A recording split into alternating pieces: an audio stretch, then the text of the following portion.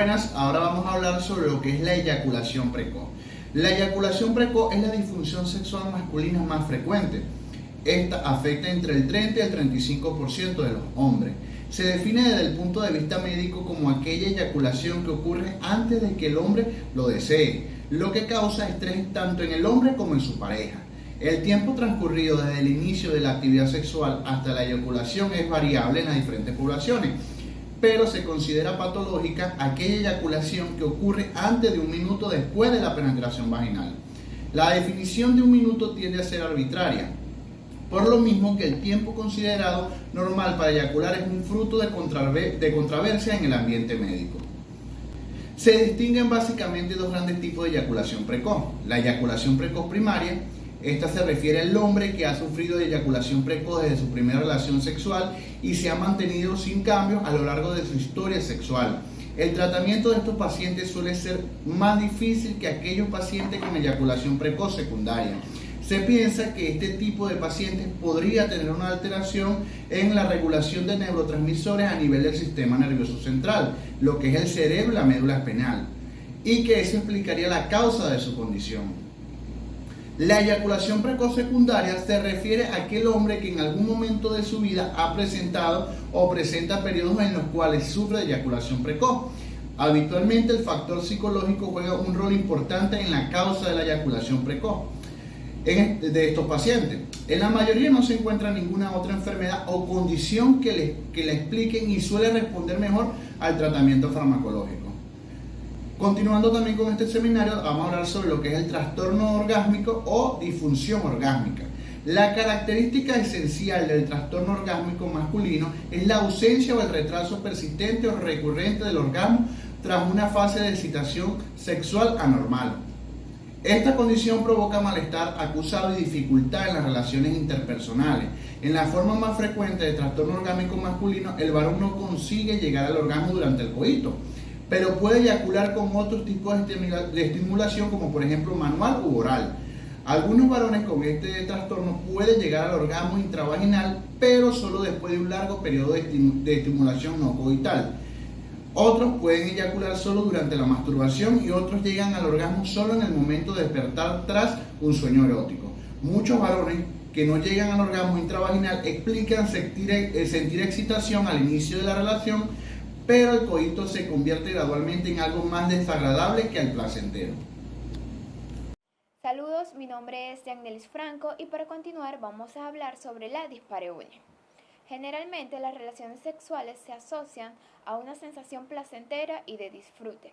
Sin embargo, algunas personas no son capaces de percibir estas sensaciones positivas o de agrado, ya que prevalecen otras como lo es la dispareunia. La dispareunia se define como el dolor en genitales persistente o recurrente que se produce antes, durante o después de la relación sexual. La característica esencial o principal de la dispareunia es el dolor durante el coito, y este puede percibirse como ardor, quemadura, contracción o dolor de tipo lancinante. Además, este puede manifestarse en diferentes grados de intensidad y localización. Se puede localizar en el interior de la vagina, en la vulva, en la región pélvica o en el abdomen, y afecta el placer sexual hasta el punto de evitar o abstenerse a todo tipo de contacto sexual. La dispareunia, a pesar de que también se produce en el hombre, es mucho más frecuente en las mujeres. Por ello, es importante diferenciarlo del vaginismo, el cual se define como la aparición persistente y recurrente de espasmos involuntarios de la musculatura del tercio externo de la vagina, el cual interfiere en el coito. Generalmente, esta disfunción se produce como respuesta a alteraciones orgánicas, como por ejemplo, es muy común en aquellas mujeres menopáusicas o premenopáusicas, donde se produce resequedad de la vagina debido a los bajos niveles de estrógeno. Causas de la dispareunia. Generalmente, cualquier alteración que provoque inflamación, infección de los genitales o de la vejiga pueden desencadenar este tipo de dolor.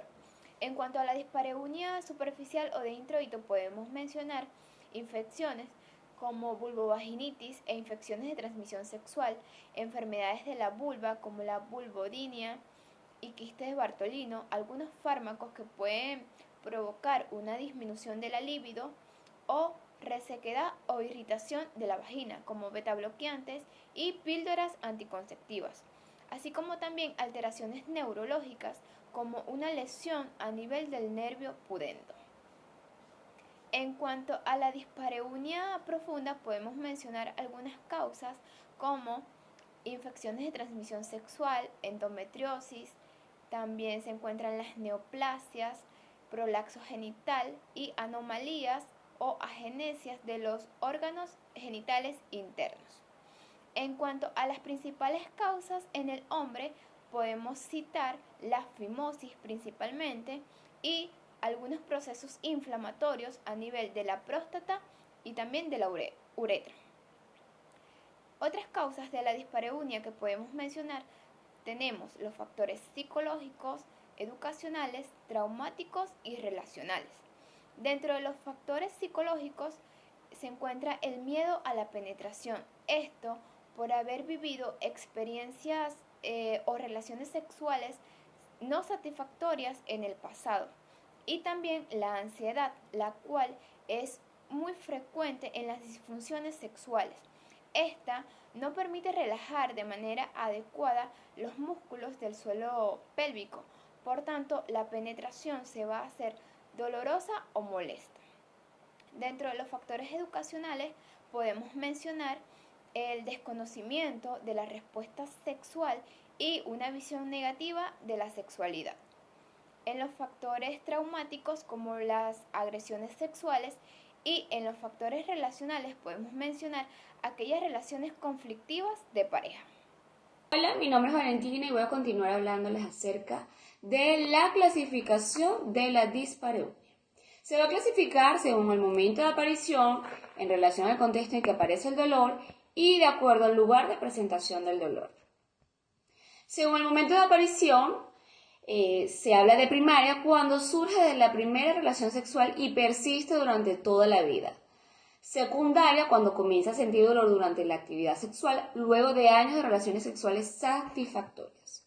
En relación al contexto en que aparece el dolor, se habla de generalizado cuando los síntomas ocurren con todas las parejas y en cualquier circunstancia.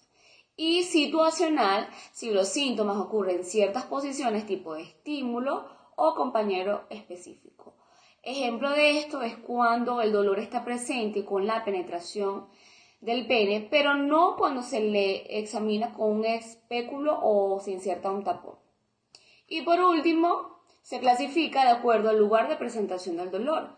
Superficial, a la entrada del introducto vaginal o durante la penetración, y se habla de profundo cuando la penetración es profunda y durante los movimientos coitales. En cuanto al diagnóstico, para la evaluación es imprescindible una historia clínica y sexual exhaustiva, que incluya los antecedentes patológicos, familiares y personales, alergias o consumo de medicamentos, drogas, antecedentes de cirugía o parto, así como explorar síntomas de disfunción sexual del deseo o de la excitación. En los exámenes complementarios, según el cuadro clínico, pueden indicarse lo siguiente: una hematología analizando la serie blanca en búsqueda de procesos sépticos, análisis de orina y urocultivo, biopsia de piel vulvar y mucosa vaginal para descartar trastornos neoplásicos según sea el caso, y análisis de muestras de secreciones vaginales, endocervicales y citológicos. El examen uroginecológico es obligatorio para todos los casos, preferiblemente efectuados por especialistas con formación sexológica para descartar la posible causa. Para evaluar a la paciente también se usa el cuestionario Índice de Función Sexual Femenina. Es un instrumento para la evaluación de la función sexual femenina que dispone de 3 dominios para evaluar el dolor coital y otros para explorar deseo, excitación, lubricación, orgasmo y satisfacción, lo cual permite una evaluación integral de la respuesta sexual femenina. En cuanto al tratamiento, el tratamiento del dolor en las relaciones sexuales depende de las causas concretas. En caso de que vaya acompañado de síntomas de alguna enfermedad base, el tratamiento se encuentra en resolver la causa de dicha enfermedad. Algunas medidas son desensibilización progresiva para superar la ansiedad a la penetración. Para ello se recomienda el uso de objetos suaves o dilatadores que gradualmente van aumentando de calibre.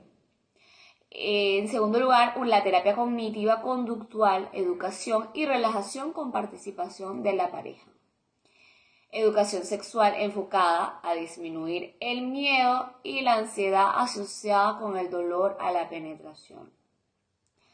Antibiótico-terapia y uno de los tratamientos también es la intervención quirúrgica.